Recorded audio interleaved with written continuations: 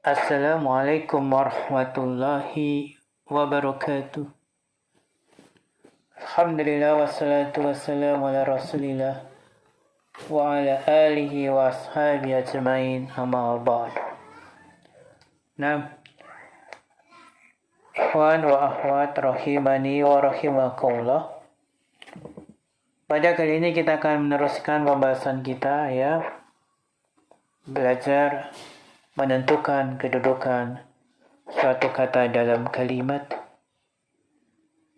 dengan buku belajar menentukan kedudukan atau jabatan suatu kata dalam bahasa Arab. Kita sudah sampai ke materi yang ke-19. Di sini ada sebuah kalimat ini sebagai contoh pembahasan ya. Ini bisa diterapkan dalam contoh-contoh yang lain. Di sini kalimatnya berbunyi at-talibul jadidu nasyitun. At-talibul jadidu nasyitun. Kemudian kita bahas kalimat ini dengan kita sampaikan beberapa pertanyaan yang berkaitan dengannya, kemudian kita juga kaji jawabannya. Soal pertama, at-talibul jadidu nasyitun artinya apa? Maka artinya adalah siswa yang baru itu rajin. Siswa yang baru itu rajin. Kemudian soal kedua, apa jabatan atau kedudukan dari at-talib?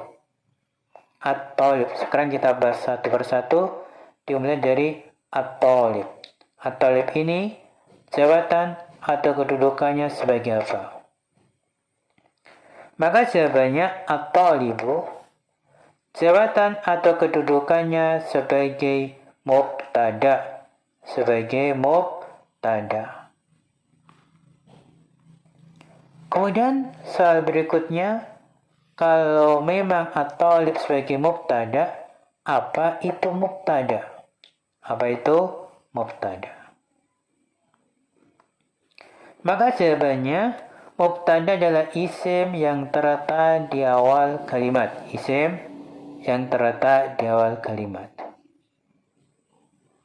Kemudian, kenapa bisa at-talib sebagai mubtada? Maka jawabannya ya karena setiap isim yang terletak di awal kalimat maka sebagai mubtada, dan at-talib terletak di awal kalimat, maka at-talib sebagai mubtada. Kemudian tadi dikatakan setiap isim yang terletak di awal kalimat. Apa itu isim? Apa itu isim? Maka jawabannya isim adalah kata yang menunjukkan kepada manusia, hewan, tumbuhan, benda mati, kata sifat, kata keterangan, dan kata dasar. Kemudian, dari mana mengetahui kalau at-talib adalah isim? Maka jawabannya karena at-talib artinya siswa. Siswa itu termasuk manusia. Pasti isim. Dan setiap kata yang menunjukkan kepada manusia maka isim. Dan juga at-talib didahului alif lam. Dan setiap kata yang didahului alif lam maka isim. Kemudian berikutnya, kenapa at-talib harokat huruf terakhirnya di dhamma? Kenapa? Maka jawabannya karena talib sebagai mubtada. Setiap mubtada harokat huruf terakhirnya di dhamma atau dhamma tanwin. Terus Kenapa talib tidak ditanwin huruf terakhirnya?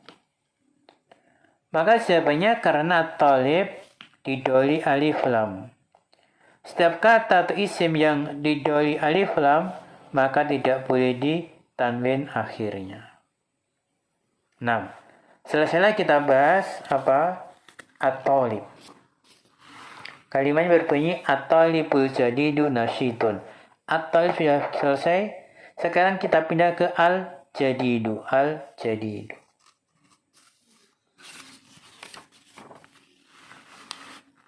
Maka pertanyaannya, apa kedudukan atau jabatan dari ad-jadidu? Jawabannya, ad-jadidu kedudukan atau jabatannya sebagai naat. Kalau memang sebagai naat, apa itu naat? Maka jawabannya, naat adalah kata yang mensifati kata sebelumnya. Kemudian kenapa jadidu sebagai naat? Sekarang, kenapa kok bisa jadi naat? Jawabannya karena jadidu adalah kata sifat yang memiliki 3 persamaan dengan kata sebelumnya. 3 persamaan dengan kata sebelumnya. Terus, naat harus sama dengan kata sebelumnya dalam apa saja? Jawab, naat harus sama dengan kata sebelumnya dalam 3 hal. Pertama, dalam jenis.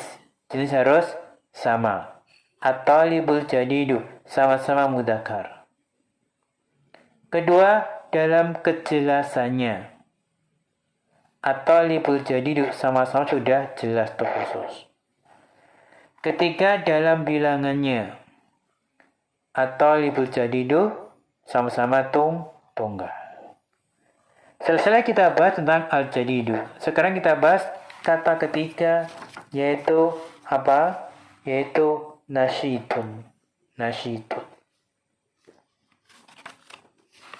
Maka, apa kedudukan atau jabatan dari nasyidun? Jawabannya, kedudukan atau jabatannya sebagai khobar.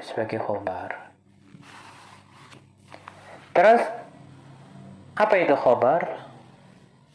Khobar adalah penyempurna makna mubtada.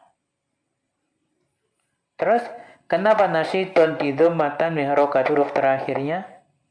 Jawabannya karena nasyidun adalah sebagai khobar. Khobar itu harokat didhamma tanwin.